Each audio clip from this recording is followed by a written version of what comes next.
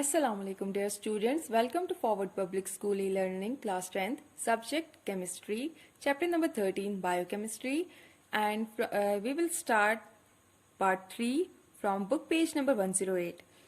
Here's your teacher Nurulan. Today we are going to start our video from the topic proteins. पहले आप इसमें heading दे दें origin. The name protein is derived from a Greek word proteus meaning of prime importance.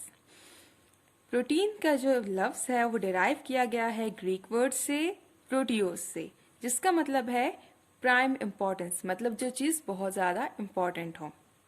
Proteins are biopolymers of amino acids. Proteins जो हैं वो छोटे छोटे units से बने होते हैं जिनको हम अमाइनो एसिड्स कहते हैं. And polymer means many units of amino acids combines to form a large protein molecule. Definition की यहाँ heading दे दें और underline करें. Protein are highly complex nitrogenous substances that are made up of amino acids present in all living organisms.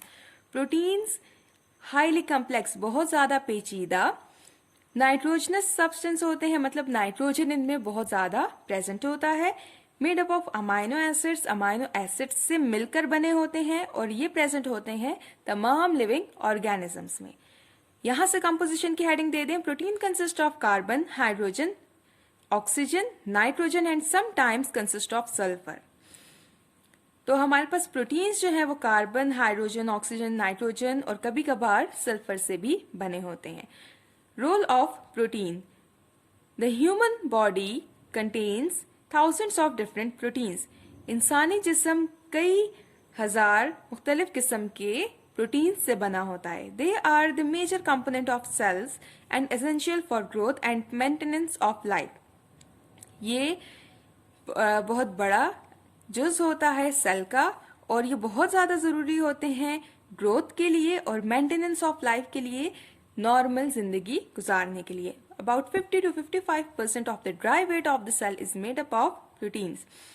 यहाँ पर एक term given है dry wait. Dry wait का मतलब ये होता है जब आप सेल लेते हैं उसमें 70-80% वाटर होता है. अगर आप उस वाटर को सारे को एक्सक्लूड कर दें, उसमें से निकाल दें, ड्राई आउट कर दें सेल को, उसके बाद अगर आप उसको चेक करें तो उसमें 50 to 55% आपको सिर्फ प्रोटीन्स मिलते हैं और बाकी आपको 45 to 50% बाकी जितने भी carbohydrates, lipids and minerals, vitamins, वो चीज़ें आपको मिलती हैं. यहाँ हेडिंग दे दें building blocks of proteins. The building blocks of all proteins are amino acids. जितने भी हमारे पास प्रोटीन्स हैं उनके बिल्डिंग ब्लॉक्स अमाइनो एसिड्स होते हैं, which are joined together by peptide linkages to form high molecular weight polymers. Amino acids polypeptide linkages के जरिए एक दूसरे से जुड़े होते हैं और ये मिलकर हाई मॉलिक्यूलर वेट्स के बड़े बड़े पॉलीमर्स बनाते हैं. Poly means many and MERS mean unit. तो बहुत सारे यूनिट कंबाइन होकर एक बड़ा मॉलिक्यूल बनाते हैं जिसको हम प्रोटीन बोलते हैं.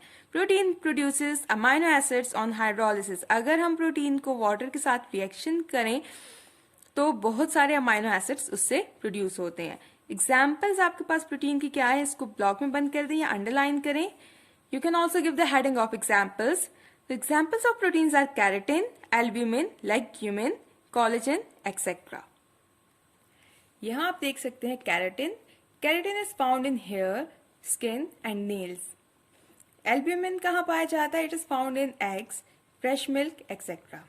Legumin कहाँ पाया जाता है? ये actually legumes में पाया जाता है. Legumes में हमारे पास beans और peas आ जाते हैं. कोलेजन कहाँ पाया जाता है? It is found in connective tissues of mammals.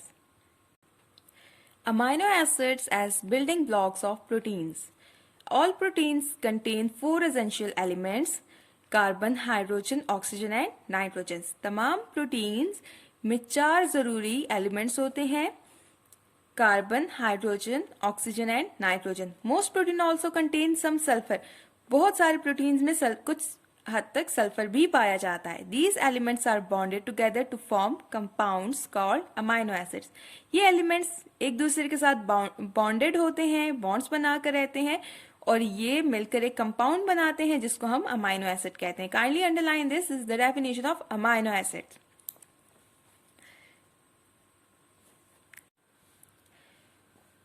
Amino acids are the building blocks of proteins. Amino acids are organic compounds consisting of both amino group and carboxyl group. Amino acids organic compounds हैं, hydrocarbon से बने होते हैं, जिसमें हमारे पास दो functional groups पाए जाते हैं, amino group and carboxyl group. Both the carboxyl group and amino group are attached to the same carbon atom, alpha carbon. Alpha carbon क्या होता है? The carbon which is directly attached to the functional group. They have the general formula. Now you can see here the structure of simple amino acid. ये आपके पास general formula है. You can give the heading of general formula of amino acid. यहाँ आप देख सकते हैं ये carbon atom है, इसके एक साइड पर अमीनो ग्रुप अटैच है, दूसरी साइड पर कार्बोक्साइलिक ग्रुप अटैच है. एक साइड पर इसके हाइड्रोजन अटैच है और एक साइड पर इसके R अटैच है. R is the alkyl group. Alkyl group different types के होते हैं, जिसकी वजह से एक अमाइनो एसिड दूसरे अमाइनो एसिड से डिफरेंट होता है. बाकी सारा जो स्ट्रक्चर है दैट इज जनरल फॉर्मूला वो हमेशा सेम रहता है. अब ये जो कार्बन है जिससे ये ग्रुप भी अटैच है और ये ग्रुप भी अटैच है, और तीसरी तरफ इसके अल्काइल ग्रुप अटैच है, फोर्थ साइड पर इसके हाइड्रोजन अटैच है. तो ये जो कार्बन है इसको हम कहेंगे alpha carbon. 20 different types of amino acids, each with a different alkyl group in the formula, are involved in protein synthesis. हमारे पास 20 different types के amino acids मौजूद हैं, जिनमें हर एक का alkyl group different होता है. फॉर्मूला में, इस जनरल फॉर्मूला में बाकी सब स्ट्रक्चर सेम रहेगा, जस्ट यहाँ पर चेंजेस आती हैं. Are involve in protein synthesis. What is protein synthesis? The process by which biological cell generate new proteins. ये आप लोग पढ़ चुके हैं बायोलॉजी में कि प्रोटीन सिंथेसिस क्या होता है, जिसमें हमारे पास सेल के अंदर नए प्रोटीन्स बनते हैं.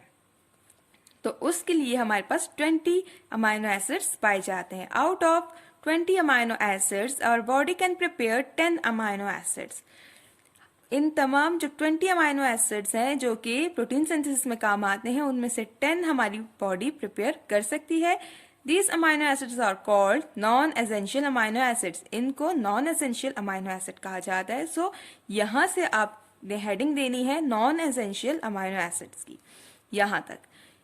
नेक्स्ट आपने हेडिंग देनी है essential amino acids. The remaining 10 are called essential amino acids which are required by our body and must be supplied through diet.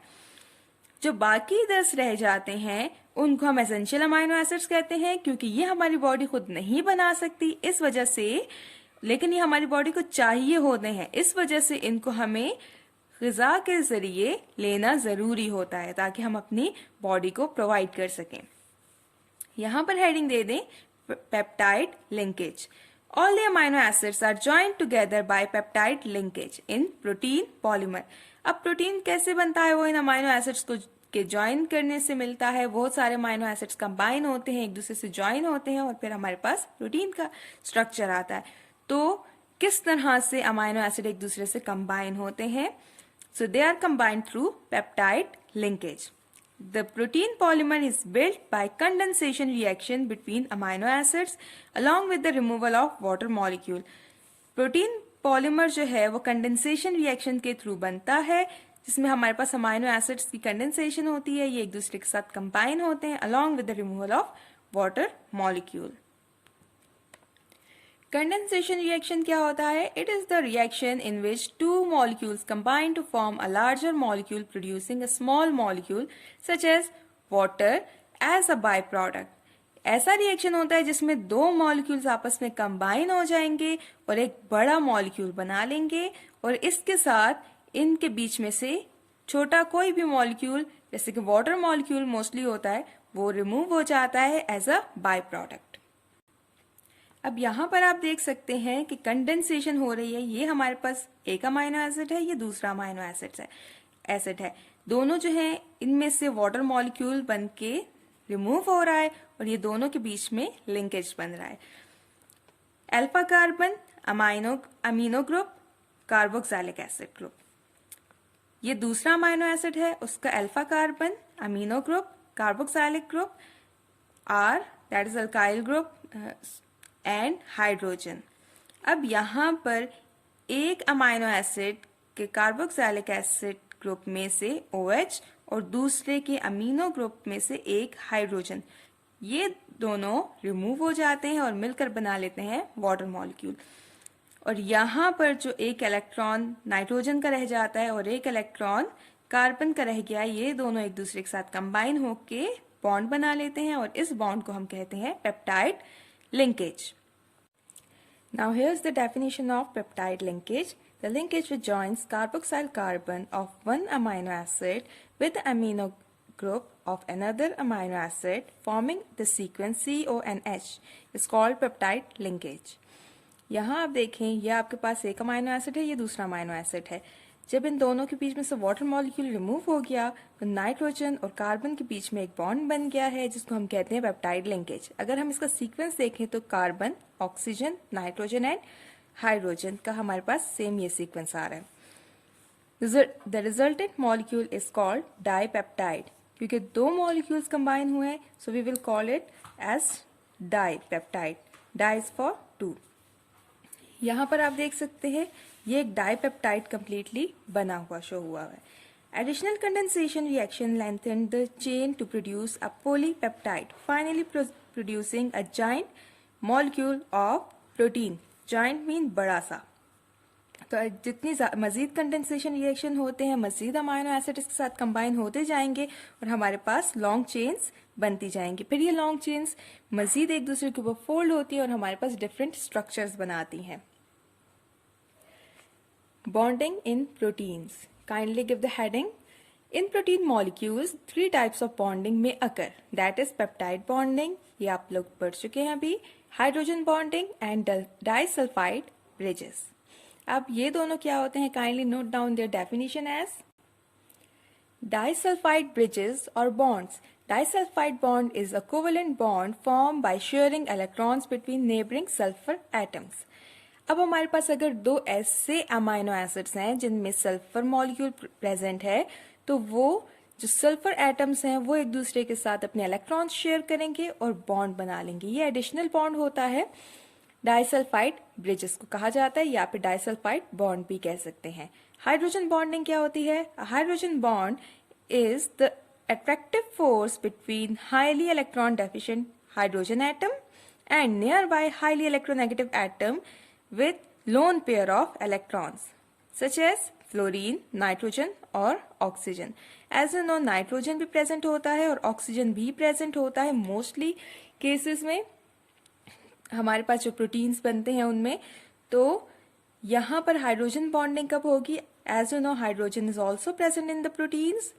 Along with it, nitrogen and oxygen is present. तो ये hydrogen electron deficient species और इन दोनों के पास ये lone pair of electron पाया जाता है। सो इस वजह से ये इजीली एक दूसरे के साथ अट्रैक्टिव फोर्स बिल्डअप कर सकते हैं, सेटअप कर सकते हैं और इस तरह हम इसको हाइड्रोजन बॉन्डिंग कहते हैं।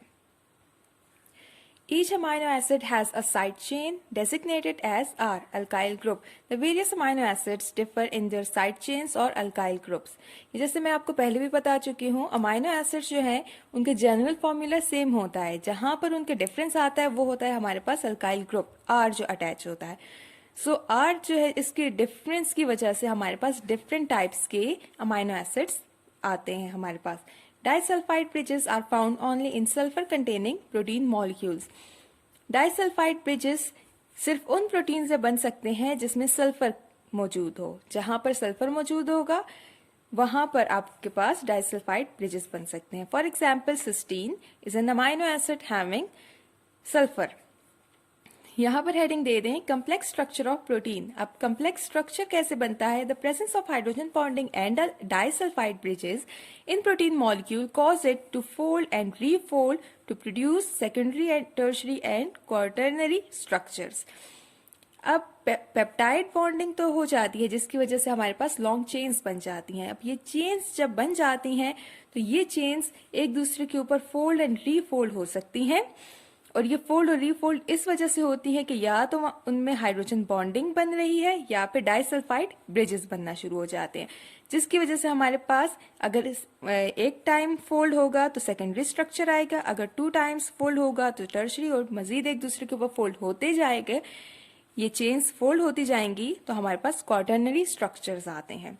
प्रोटीन मॉलिक्यूल्स में भी फाइब्रस, प्रोटीन के मॉलिक्यूल फाइब्रस हो सकते हैं, for example keratin in skin and nails, and globular और ग्लोब्यूलर फॉर्म में भी हो सकते हैं, for example haemoglobin and antibodies etcetera. Then we have sources and uses of proteins. Proteins make up more than 50 to 55% of dry weight of the cell. Protein 50 से 55% तक cell का dry wait बनाते हैं। Each protein has its source and perform a specific function. Her protein का एक अपना source है जहां से वो हासिल किया जा सकता है और उसका अपना एक खास फंक्शन होता है। Most proteins obtained from animal sources contain all the necessary amino acids in enough amount. बहुत सारे प्रोटीन्स जो हम एनिमल्स से हासिल करते हैं उनमें तकरीबन तमाम जितने भी हमें अमाइनो एसिड्स ज़रूरी होते हैं हमारी ग्रोथ के लिए, हमारी हेल्थ के लिए, वो सारे मौजूद होते हैं। एनिमल सोर्सेज ऑफ प्रोटीन कौन कौन सी हैं? Animal source of proteins are fish, meat, egg, milk, cheese. Plant sources of proteins कौन सी हैं? Pulses, beans etcetera. पल्सेस आपके पास दालें आ जाती हैं, बीन्स आपके पास ये रेड बीन्स वगैरह आ जाते हैं, chickpeas. Plant sources of proteins and are used as a food source, और ये खुराक के तौर पर इस्तेमाल की जाती हैं। Then we have uses of proteins. Proteins perform many important functions in body. Protein हमारी बॉडी में बहुत सारे इंपॉर्टेंट काम करते हैं, such as speeding up chemical reaction, जैसे कि किसी भी केमिकल रिएक्शन को स्पीड अप करना। ये जो प्रोटीन करते हैं उनको हम एंजाइम्स बोलते हैं। Transporting oxygen in the blood, oxygen की ब्लड में ट्रांसपोर्टेशन करना, ये जो प्रोटीन करते हैं उन प्रोटीन्स को हम हीमोग्लोबिन कहते हैं। एंड रेगुलेटिंग बॉडी रिस्पॉन्सेस, और बॉडी रिस्पॉन्सेस को रेगुलेट करते हैं जिनको हम कहते हैं हार्मोन्स। तो हमारे पास एंजाइम्स, हीमोग्लोबिन, हार्मोन, ये तीनों बहुत इंपॉर्टेंट होते हैं हमारी बॉडी में और ये बहुत ज़्यादा इंपॉर्टेंट रोल प्ले करते हैं, वाइटल रोल प्ले करते हैं, और ये प्रोटीन होते हैं। सबसे पहले हमारे पास है oxygen as oxygen carrier. Proteins hemoglobin perform a function of oxygen transportation in blood, act as oxygen carrier. Protein are used as food by human beings as it is essential for the formation of protoplasm and components of cell. पहली बात यहाँ पर बताई गई है haemoglobin के बारे में कि ये एक प्रोटीन है और इसका काम है ऑक्सीजन की ट्रांसपोर्टेशन। हमारी बॉडी में जहाँ भी ब्लड जाता है ये ब्लड में हीमोग्लोबिन मौजूद होता है और ऑक्सीजन को कैरी करता है, बॉडी के हर पार्ट तक पहुँचाता है। प्रोटीन्स जो है हमारी बॉडी में फूड के तौर पर भी इस्तेमाल होते हैं और ये हमारे लिए प्रोटोप्लाज्म बनाने में और बाकी बहुत सारे सेल के कंपोनेंट्स बनाने में यूज होते हैं। जैसे आपने सिंपली सबसे कॉमन एग्जांपल है सेल मेम्ब्रेन की, तो सेल मेम्ब्रेन में आपको पता है लिपिड बाइलेयर होती है और उसके अंदर एम्बेडेड प्रोटीन्स होते हैं। बॉडी स्ट्रक्चर्स, बॉडी के बहुत सारे स्ट्रक्चर्स भी प्रोटीन से बने होते हैं, लाइक स्किन, हमारी स्किन, एनिमल्स की स्किन, सब प्रोटीन इन नेचर होती है। नेल्स, आपको पता है नाखून जिसे कहते हैं, हेयर्स, बाल। हूफ क्या होता है? ये खुर होते हैं। बहुत सारे आपने एनिमल्स देखे होंगे, स्पेशली ये काउज वगैरह, इनके फीट के ऊपर जो कवरिंग लगी होती है वो एक्चुअली प्रोटीन इन नेचर होती है और वो बाय बर्थ उनकी होती है, हम उनके नहीं लगाते। हॉर्न्स, सींग एंड फीदर पर are composed of proteins. Growth में प्रोटीन्स क्या करते हैं? Proteins are essential for the physical and mental growth, specially in childrens. ये हमारी फिजिकल और मेंटल ग्रोथ के लिए बहुत ज्यादा जरूरी है और खास तौर पर चिल्ड्रंस में। Enzymatic action. Enzymes are protein which are produced by the cells of living organisms. Enzymes protein होते हैं और ये सेल लिविंग ऑर्गेनिज्म के सेल प्रोड्यूस करते हैं। Enzyme catalyse the biochemical reactions going on in our body. Enzymes का क्या काम है कि ये हमारे बॉडी के अंदर जो केमिकल रिएक्शंस हो रहे होते हैं उनको कैटेलाइज करते हैं, उनको स्पीड अप करते हैं। As body regulators, Hormones and enzymes are the chemical regulators of the body. Enzymes और हार्मोन्स दोनों बॉडी के बहुत सारे केमिकल फंक्शंस को, बहुत सारे फंक्शंस को रेगुलेट करते हैं और ये केमिकल रेगुलेटर्स कहलाते हैं। Commercial uses of enzymes. Enzymes ना सिर्फ हमारी बॉडी में काम करते हैं बल्कि हम इन्हें कमर्शियली भी यूज कर सकते हैं। Enzyme help in improving the quality of products such as textile, detergents, foods and beverages. Vinegar and cheese are also produced due to the utilization of enzymes in the bacteria and yeast.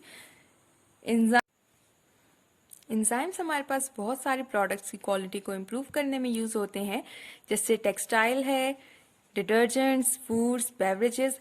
Vinegar और चीज जो बनाई जाती है commercial level पर, उसके लिए भी एंजाइम्स को यूज किया जाता है। वो एंजाइम्स जो बैक्टीरिया और यीस्ट में प्रेजेंट होते हैं।